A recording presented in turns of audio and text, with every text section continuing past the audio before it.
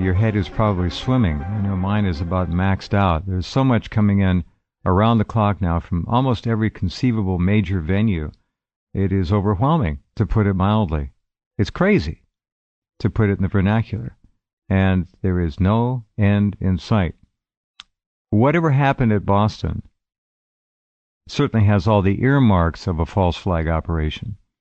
And the results are, whether or not it was a false flag, you can count on the powers that be to manipulate and use it to their maximum. You can expect your papers, please, in most major cities, beginning any time now. You have a backpack on. Your papers, please. We'll need to look in the backpack. You have a heavy jacket on with a bulge in it somewhere, and your pockets full of stuff. We'll have to look in your jacket. So, yeah, and believe it, there will be no shortage of people who will want to enforce this kind of draconian, fascist insanity. Now, a quick note on the bird flu. This is very interesting. I just heard from Henry. There is now data to suggest that this strain, this H7N9, is what they call a stealth virus, which means genetically it has some very unusual sequence, and it's an eyebrow raiser that makes it essentially invisible to the human immunological system. Think about that. So H7N9 may be a stealth virus that the human immune system doesn't even see. It's blind to it. Hence the statistics. Gerald, are you there? I am here. Welcome back, my friend. Thanks for being here. Oh, thanks for having me, Jeff. Okay, here's the deal, folks, and I've talked about this before, but I'm going to run down this again. Now, Gerald, if anybody on the planet beside me and a few others, it's Gerald at the top of the heap, who understands what's happening. We are, and he's been watching this for decades and actively and accurately predicting it, we are being overwhelmed, as I just said a few minutes ago. Overrun, overwhelmed, besieged beyond belief with stuff. Okay? Stuff. Most of it contrived, most all of it manipulated. Fukushima, that was an act of nature, but boy did they take advantage of it. Now let me run down a list of just some of the things that we are expected to somehow process and deal with. This is unprecedented in my lifetime. Let's start off with Fukushima, the catastrophe there that keeps on giving, and will keep on giving for the rest of our lifetimes and probably our children's and maybe their children. The Fukushima Catastrophe. You saw what Japan did. Japan raised the allowable so-called safe limits of radioactive exposure so that its citizens are almost guaranteed to get cancer far more often than they ever would before. And now the Obama administration is following in lockstep. There's a draft EPA guideline that will increase, for you and I, folks, the so-called safe levels of radiation exposure in drinking water, for example, by over 27,000 times the current maximum acceptable level. That's Obama looking out for you, folks, and your children. These people want us dead. H7N9, I just told you about that. Huge case fatality rate. 77 known, admitted, certified cases. Now 14 dead. Most of the cases are unresolved. That means the people are still sick. They're in intensive care. They're in the hospitals. They're not getting better. And now the virus is showing signs of genetically having a stealth capability that makes it invisible to the human immune system. Incredible. All right, then we have the North Korea soap opera with Kim Jong-un. All right, have fun with that. We know that Beijing is pulling his strings. Count on that. They're playing games with us. The Time magazine bureau chief told me 12, 14 years ago when I asked him how the Chinese viewed American foreign policy, he said they view us as children in a sandbox. They laugh at us. They're very smart. All right, next up, chemtrails. The obvious poisoning with barium, right? Aluminum, strontium, poisoning the planet, and all of us as well. The environment, you name it. Cyprus, outrageous. theft on a grand scale. The great gold crash of yesterday, obviously manipulated, plus the idiot sheep went stampeding and selling everything they could get their hands on. That's what the big boys want. They'll step in and suck up the remainder. Then we have wars, death, dying, horrors, beheadings, inhuman behavior in Syria, Iraq, Afghanistan, and Mali. Then we have Israel and its slaughter of the Palestinian people. We've got drones at home, folks. We've got the Boston bombings yesterday, more likely to come. We have the Sandy Hook Newtown gun grab and the New York gun confiscation laws, which are utterly unconstitutional and being enforced. We have Agenda 21. We have GMOs and the genocide of America. That story is so huge, I can't even begin to wrap my head around that one. The communization of America, with the socialist fake president leading the way. The criminal treasonous government, cell phone and Wi-Fi radiation. We're drowning in RF, folks. Had enough yet? How about MK Ultra and Project Monarch mind control all over the place? Hollywood is riddled with it. False flag operations, factory schools producing idiots, mass media brainwashing around the clock, 27 hours a day. 50 million Americans now classified as poor. 48 million Americans on food stamps. 35 to 40 million illegal aliens here and growing faster than ever, and they want to give them citizenship. I will stop now. Welcome again, my friend. Where do you want to start? I have to say that in the several years that I've been on with you, never, ever, ever have I heard you so eloquently review all of the major issues, tragedies, and occurrences that are affecting all of us at so many different levels so eloquently. Thank you. That's and I'm very touched by it. And you know me, I don't, I'm not a BSer. No, I know. I would disagree with you only on one minor little element. Please. And you've hit all the things. You only left off two, by the way, as you were going through all the atrocities. And I'm sure you didn't leave them off because you didn't know about them, but because you were surmising everything so wonderfully. And that, of course, is all what's going on in Yemen, Bahrain, in Tunisia and Egypt, and all of the indignados in Spain, and the poor people flowing out into the streets in Portugal and in Greece. So everything that you really, really touched really hit home in so many different ways. And I'm going to make sure that I write exactly what you spoke, because you spoke history. Well, it is what it is. And Brett, we're going to go through this break. What's happening on this planet, Gerald, as you know, as I said earlier, better than probably anybody, has been planned for a long, long time. And when something comes along that isn't planned, they are only too quick to capitalize on it, to bend it to their advantage, their ruthless advantage. And the sheeple in this country, tragically, are sitting on their cans, watching the TV, and just saying, I don't want to get involved with that. And they don't. There's no pushback. And they know it. You know, yes, they do, and no, they don't. From my experience, and I'll only speak from my experience, I began my career, Jeff, at a graduate school. I used to run political campaigns in Westchester County, it's the richest county in the USA. Mm-hmm. And from there, they sent me up to Albany to groom me. And at 23 years old, I was the assistant to the Secretary of the New York State Senate, Al Abrams.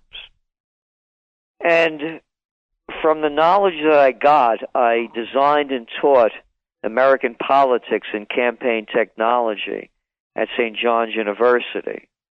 And for several years, I was a government affairs specialist for the chemical industry.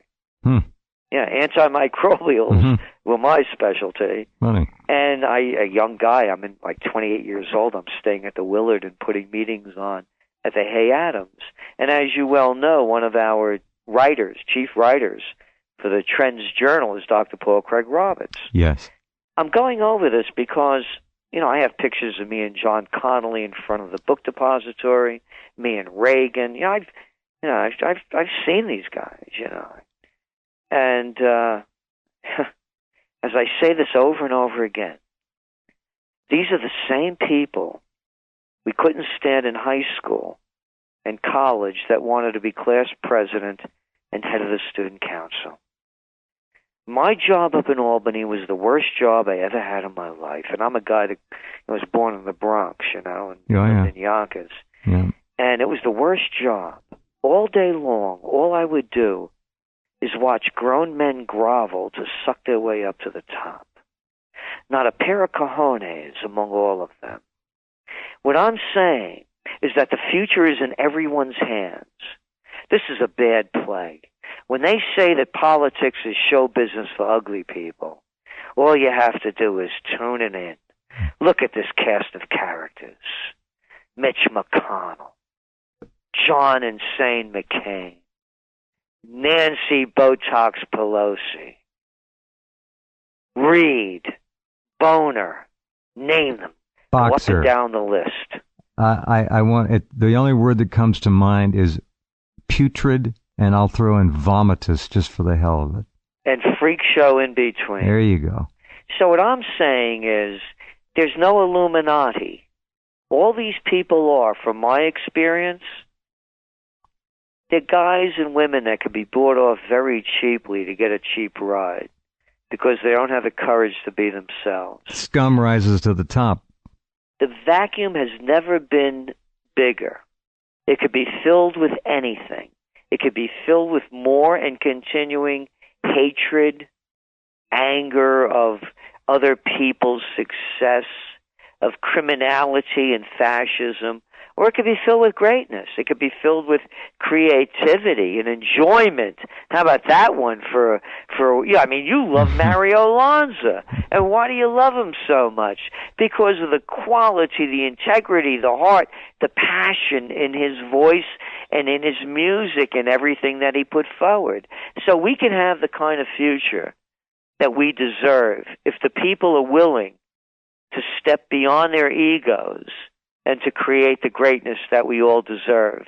It's in everybody's hands, and it's never been at a more critical juncture as the way that I see it.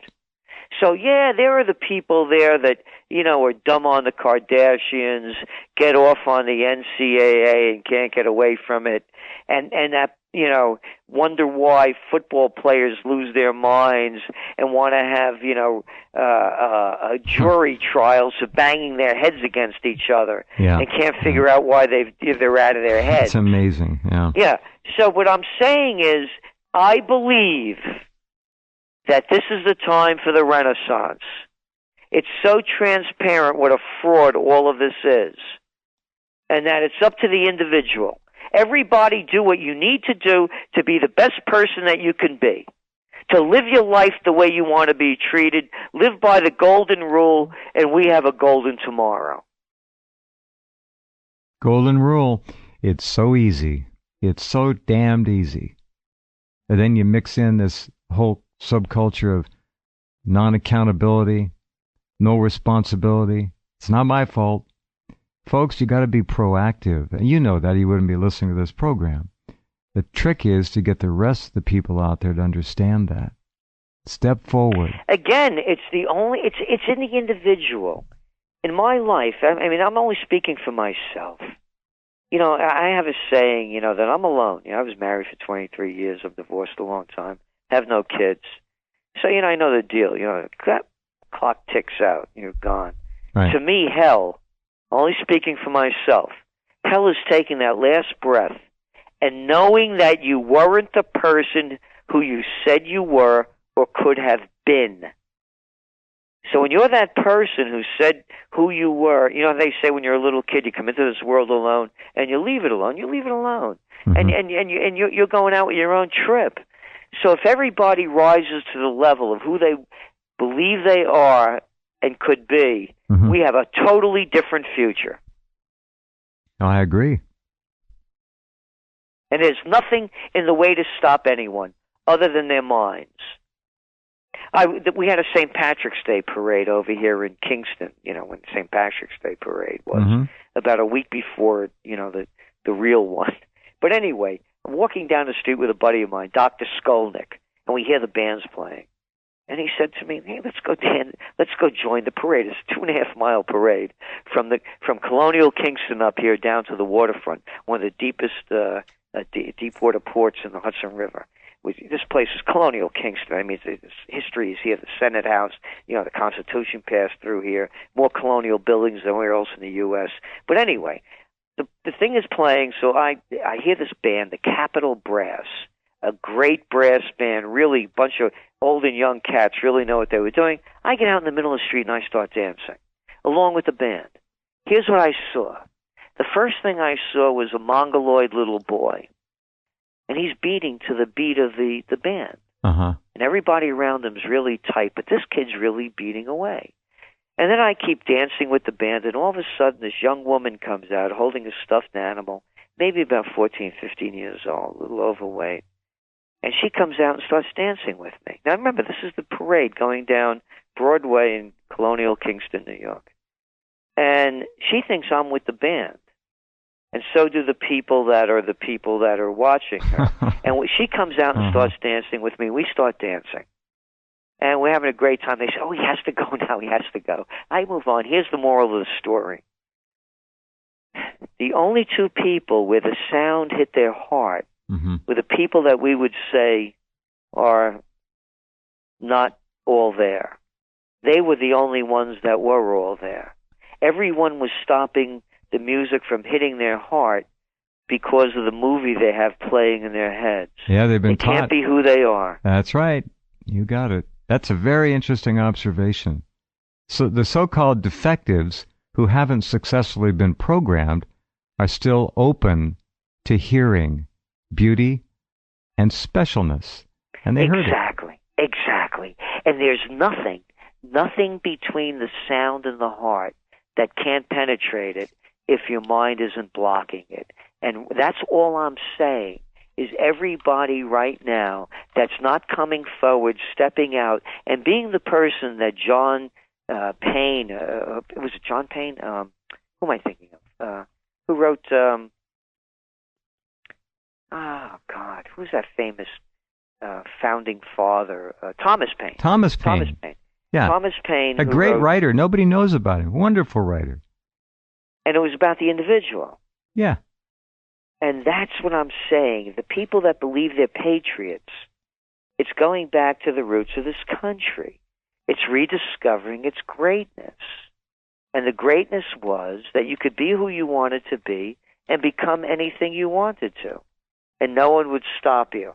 That's what we were taught as kids, Gerald. And when we went to school, we had that as a goal. What do you want to do? What do you want to be? And it was wide open. It was exciting. It was just wonderful in its scope. And now these kids, I think, are being taught it's not what you want to be. It's what we want you to be to serve the interests of the herd, the nation, the community, communism, Agenda 21. They're trying to teach people to be reactive servants rather than proactive achievers. And I read that story, and I don't have it at hand here, but it was really saddening. Thomas Paine would have flipped.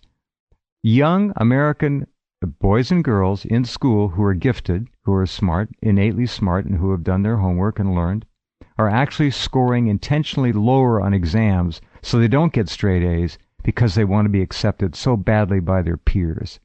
Talk about the malignant pressure of peers. There it is. And that's a true story. It happened in the UK, too. Well, again, look at, the system is it's being run by people that do not have an enlightened view of civilization. No. And so that it has to change. And to me,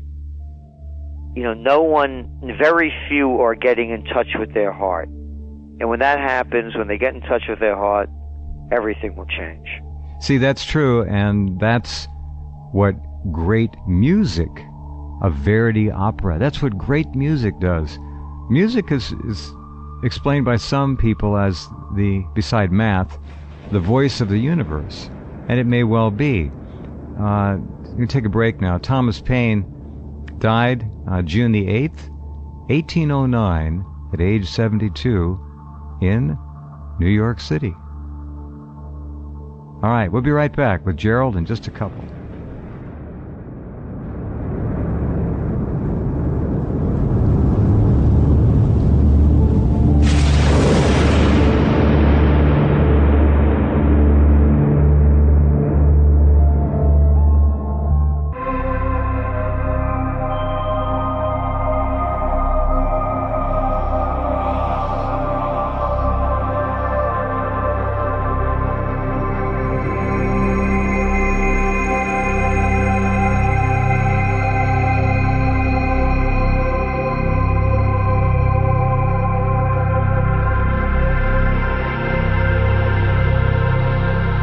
Okay, back with Gerald, and we invite all of you, of course, to subscribe to the Trends Journal.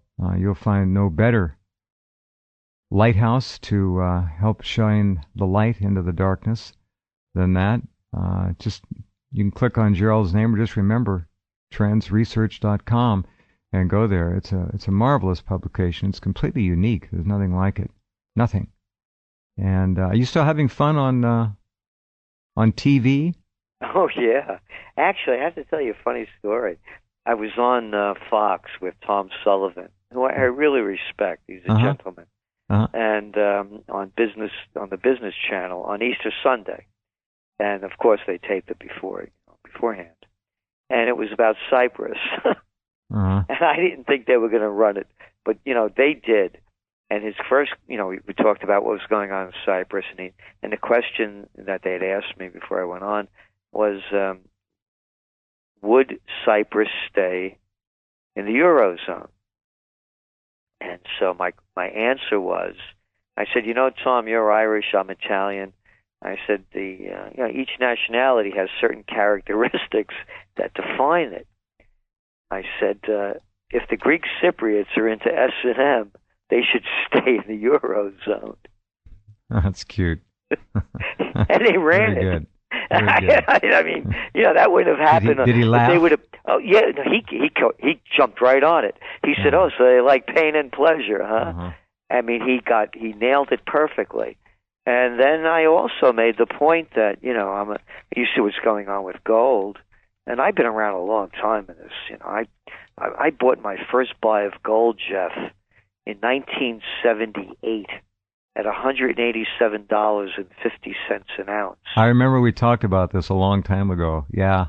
So I ran through this. Yeah. And we do Trends in the News each day, which is part of the subscription for the Trends Journal. And when gold took that big hit, I walked in the morning and I said to the guys here, I said, listen, I've been around. I said, this is serious. I said, this thing could go down, 200-300 points in no time. I said, I've seen this kind of panic in the air before. Yeah. I also, to make it really clear, gold hit its peak in January of 1980. In the trading day, it hit $875 an ounce. It closed at $850. I bought in at $875. So I know what it feels like. And I was a kid, I was in my early 30s. It's all right. It's a learning experience. Oh, yeah, exactly. So, but what I'm saying is, I know the emotion, and I was there, and that's why I know. Yeah. And there was panic, and I felt it in my bones. But now, of course, it's a different situation for me. I don't look at things feel things like that.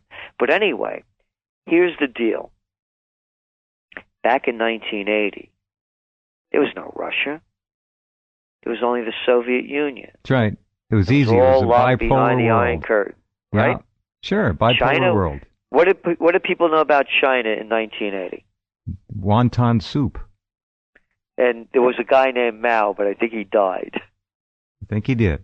Right? That's right. And how about India? What did people know about India in 1980? Curry and rice.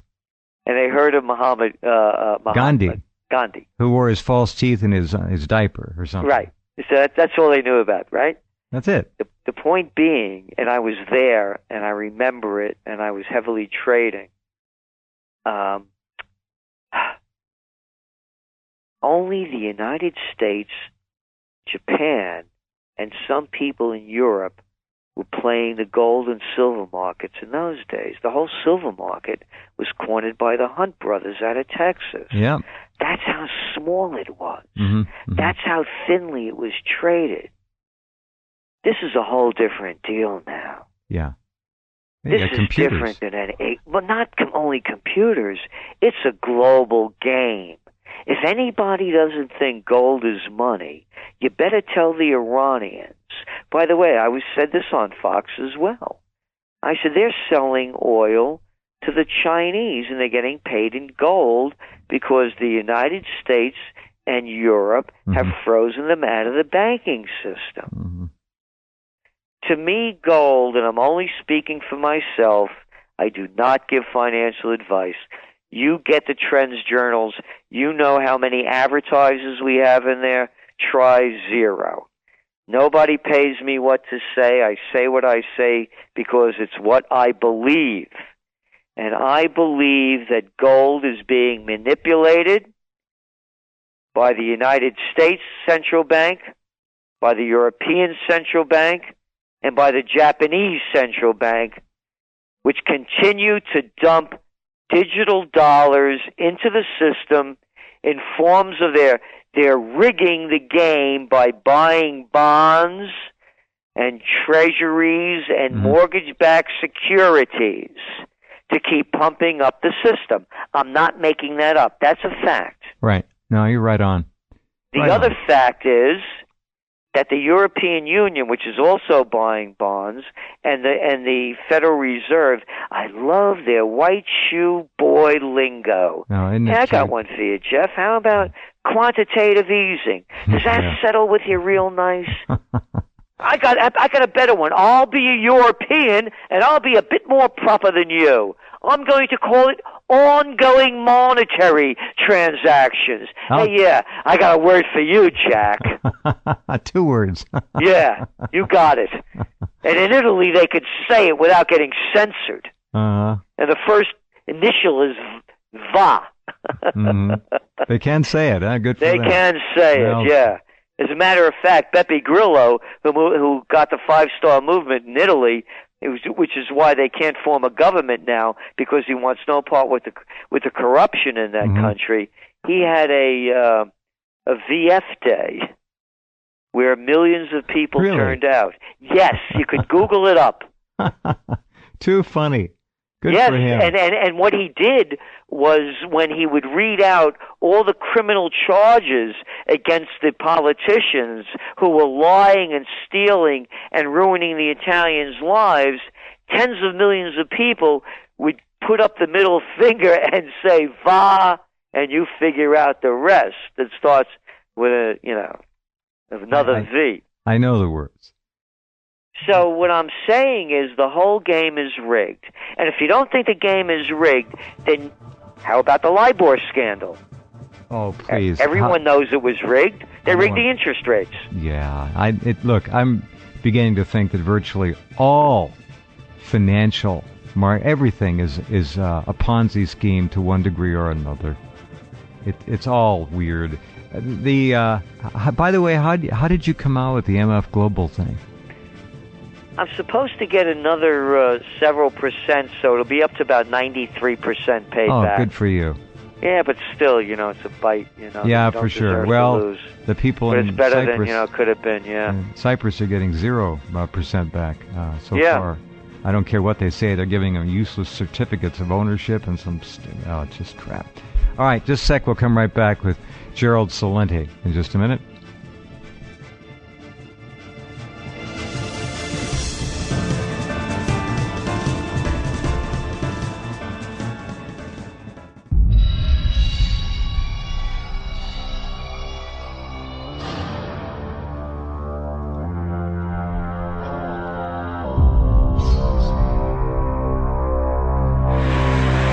You gotta love Italy. They've had at least 62 different governments since the end of World War II.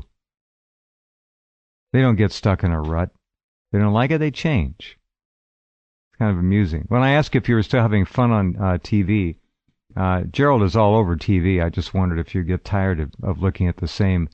I know you do good interviews usually with good people, but you got to face some people that are kind of clueless sometimes. And I don't do those. Good for you. Yeah, no, I only go on the ones that I want to go on with. Good. They don't have an agenda. And as I said, Tom Sullivan is a very respectful guy. And, yeah, I've seen him. Yeah, and he's staff is very nice. I mean, nice people all around. Good. I know a lot of nice ones. And but no, it's going on. What's going on now is this is a critical juncture. I've been doing Trends in the News, as I said, part of the subscription for the Trends Journal. And I have to tell you, Jeff, in my heart, I feel that something terrible is going to happen very shortly. Sorry, I agree with you. Yeah. And it's going to be something that's going to get the people's minds off the failing economic system. It'll totally misdirect them away from what you're talking about. It's going to be a shock. Yes, people forget. The dot-com crash came in March of 2000, which, by the way, we forecast. It's right on our forecast page at TrendsJournal.com. Mm-hmm. We said it would happen by the second quarter of 2000. So now it happens. The NASDAQ crashes from 5,000. What is it, about 3,500 today? 13 years later, it still hasn't come back. Mm-hmm. And what happened after that, and I remember that happens in March of 2000. 9/11, how many months later is that? September, from March, mm-hmm. 8, 9 months. Mm-hmm. The nation was in a severe recession. People forget this.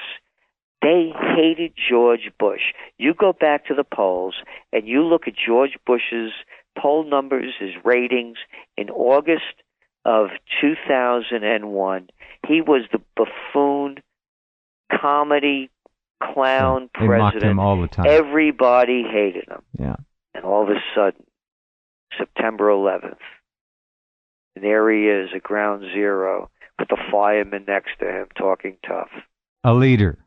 Our leader, and everything changed. Yeah. And what people forget, as we were in recession, they lowered interest rates to 46-year lows, and they created the real estate and the buying and borrowing and derivative and collateralized debt obligations, synthetic collateralized debt obligations, and auction rate securities, and any other scam that they could invent, and they blew up the economy. And then we got into where we are in 2008. Now we've gone through how many years of quantitative easing, how many years of promises that the stimulus programs were going to regenerate the economy and have failed. We look at all of the employment numbers, the unemployment numbers, the people on food stamps, and on and on and on, mm-hmm. and we could see the gross failure of all of the Washington's policies. When all else loses, they take you to war. And my belief is they're taking us to war. Well, we're getting damn close of any number of different venues. It'll happen on a day when most people least expect it.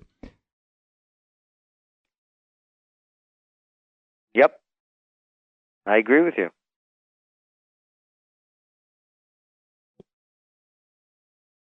Hello? Yeah. No, I'm saying it. That's the way it works. You're right.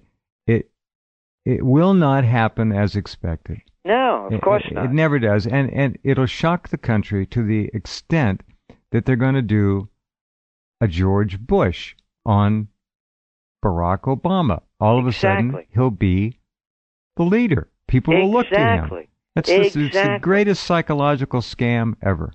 Yes. They did it before, and they continue to do it. Hey, remember this one?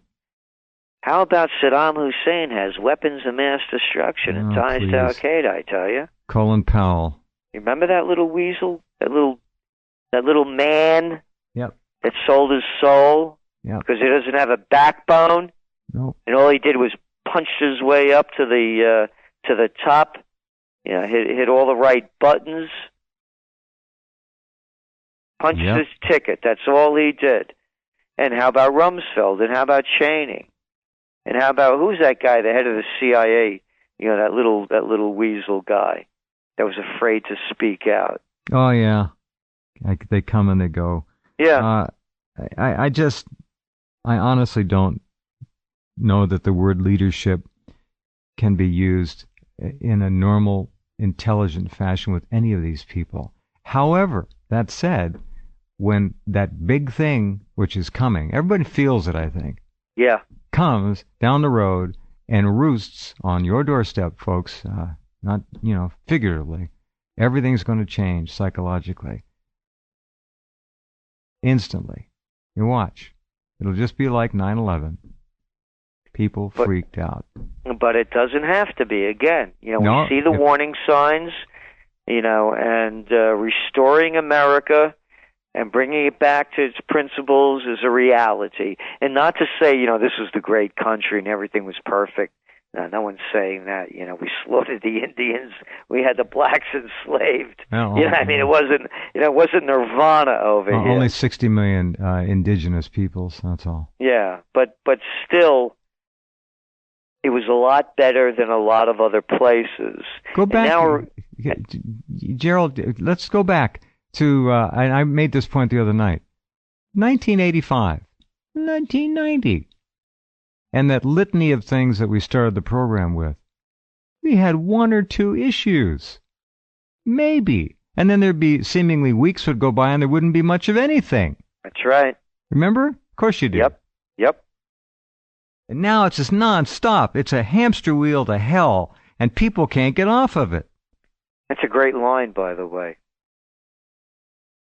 It's a hamster wheel to hell, and the people can't get off it. Please have at it.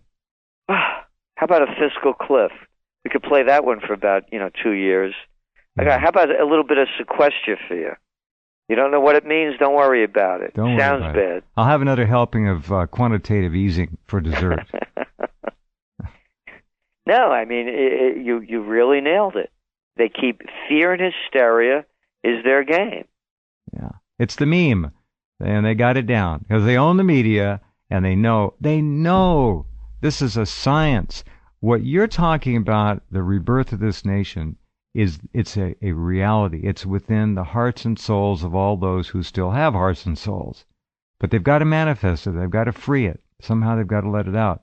Unfortunately, the science of domination, subjugation, and control, and the deepest cerebral and subliminal manipulation is real. And these people have at their disposal the best minds. Go to Tavistock back in the 30s where it all started. Edward L. Bernays in the 20s when he taught women about liberation and taught people that ham and eggs and bacon and eggs were a real breakfast. The beginning of marketing and mass mind manipulation, configuration, control.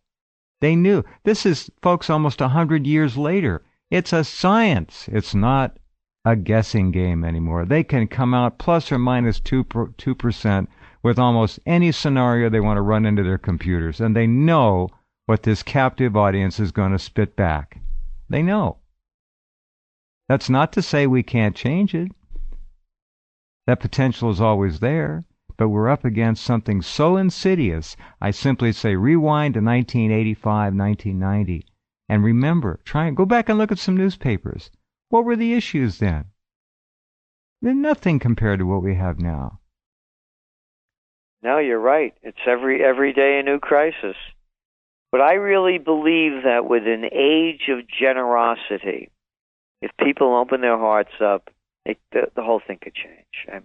I'm with you on that. I totally believe you. I would never argue. I wouldn't be doing what I'm doing if I didn't believe it. You didn't think so. Of course. Yeah. I did a show today, and somebody said, you should run for president. I said, what do you have in your mind? I said, our work is to inform people, right, but more so that people reach the highest levels within them. Because when you do that, then you see through everything, and you don't take crap from, a bunch of losers. Right. Like, again, the people you hated in high school and college that are now your senators, your congressmen, and your presidents. They follow their career path. Mm-hmm. So when you open your heart up and see who you are, you don't tolerate this anymore. No, this country has everything that we need to go to higher levels. So I believe it. But the higher level first has to come from the individual, and when they realize it within themselves and they say, I'm doing what I can do to change this place for a better place, then the place will change. That's just my belief. I'm on the same page. I'll get in the same car with you. Let's drive. I'm right there. This whole situation that we face of a media existence, that's what it is. We are living in a media world. That's our world now. It's media. How could anybody believe these people? Mouse Blitzer? Yeah. I mean, this whole crew. Oh, please. I know. I mean, what self-respecting person? Rachel Maddow, not only me. Holy jeez. No. Whoa. This little boy, softball, what's his name? Matthews? Hardball? Yeah. Are you kidding me? I mean, altar boy, Hannity? I mean, my God, I remember this guy, Puffballs. He was terrific. Yeah. I remember him in the 7th grade. He hasn't changed. That's right. He had puffballs and punks. They used to get their head bashed open when they mess with the wrong guy. Yeah. All true. All right, my friend. Thank you for the update. Great to speak with you again, as always. You've got a lot of friends here listening in every time, and we appreciate you. Keep it up. And you keep it up, and thank you for all that you do. Thanks, Gerald. Bye-bye. Good night. Gerald Celente, TrendsResearch.com. And again, as you heard him say, no ads in the magazine. It's just a great read. All right, we'll be back in just a few.